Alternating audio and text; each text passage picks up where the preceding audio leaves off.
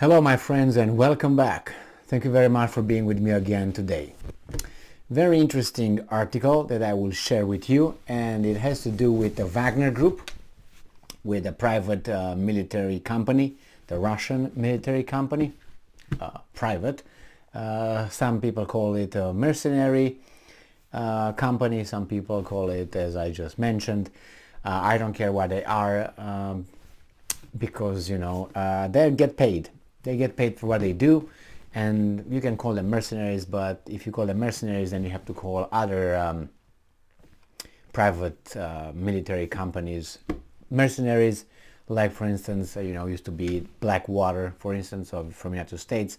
Those were one of the first ones that I heard of, at least in Iraq. That's a long time ago. This guy was just founded in 2014 or 2000, something like that, 16 or 14. Those guys were way back then.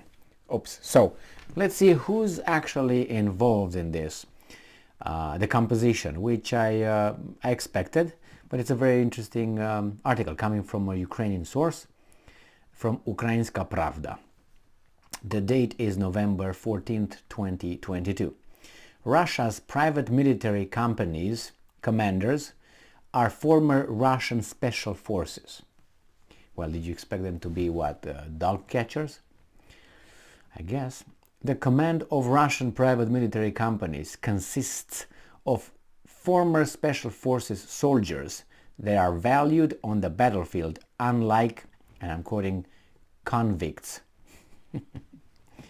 Andriy Chernyak, representative of the Defense Intelligence of the Ministry of Defense of Ukraine, in an interview to RBK Ukraine, stated, and I'm quoting, "The Corps, the PMC commanders, are former soldiers of Russian Special Forces units."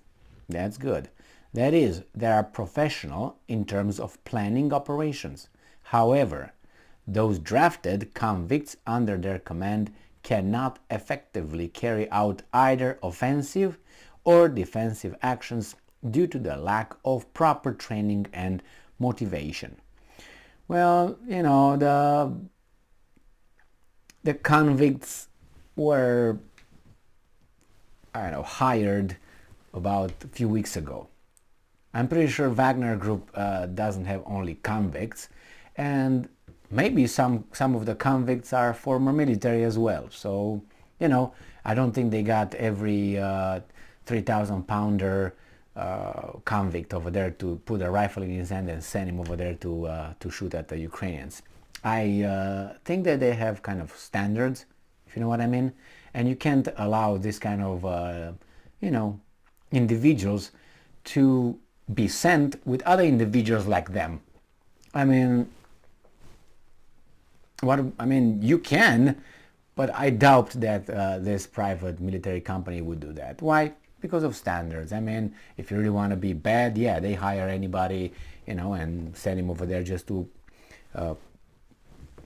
be trigger happy. Details. In addition, according to another source in the special services, during hostilities, and I'm quoting, Wagner convicts are thrown in the first line. They are like cannon fodder.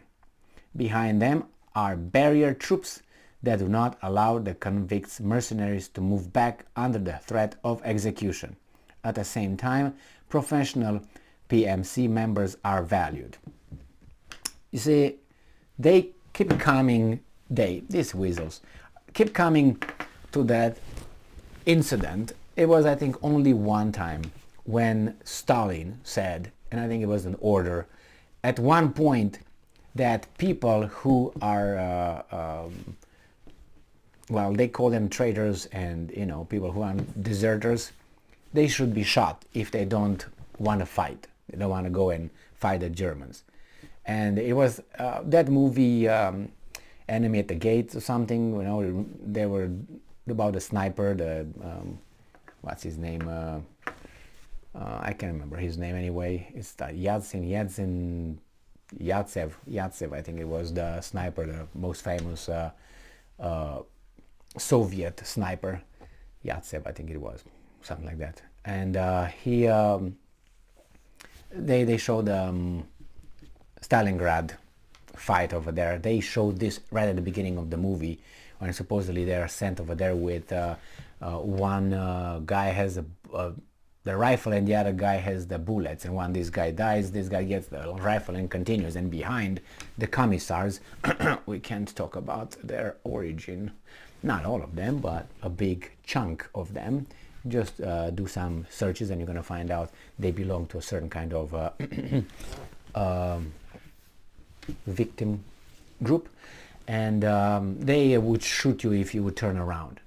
Well, something like this happened, but as I said, based on my information, knowledge, it happened only one time with the people who would refuse to fight. They would come back, they would be shot on the spot.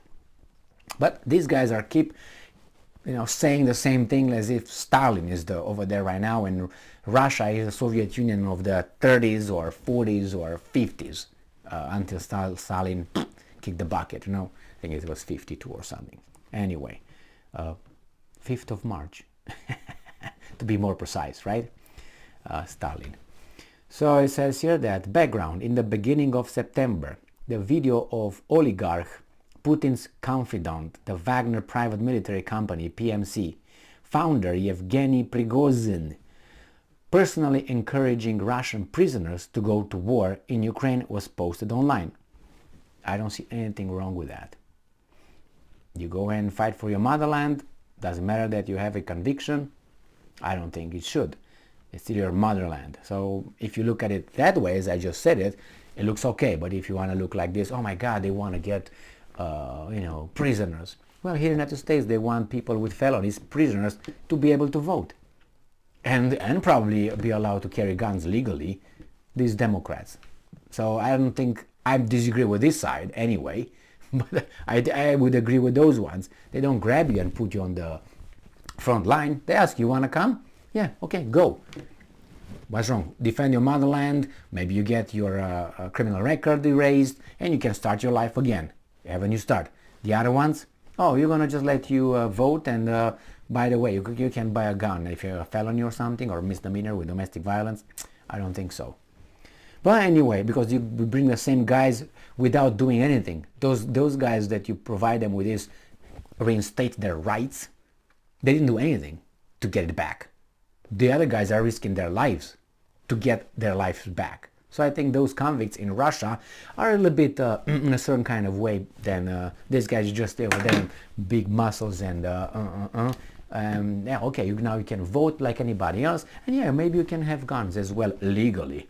No, I don't think so. I oppose it, so I don't care. That's my prerogative.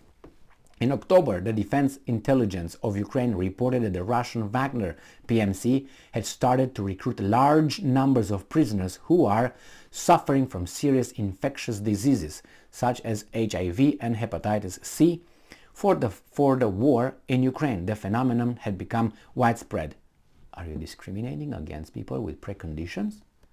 Shouldn't we hire people? Shouldn't we hire people with HIV? I worked in certain kind of departments and places in my life where you were not allowed here to ask for your medical condition, and that's fine. For instance, they couldn't ask you, hey, are you HIV positive? You couldn't. So what's the problem here, Ukraine? Or whomever wrote this article? Does it matter? So what? Are they not human? See? Their virtue and values, if you turn it in the other way that they don't like it because it's a different kind of look at things, it doesn't fit well. So that you realize that if you can't apply the same rule in the same circumstance, that means something is wrong. It's not really just. In this case, oh, it's a problem? What's the problem? If they want to fight, what's wrong with that? They have hepatitis C, oh my God, no, cirrhosis, whatever, the liver, right? Oh, HIV, so?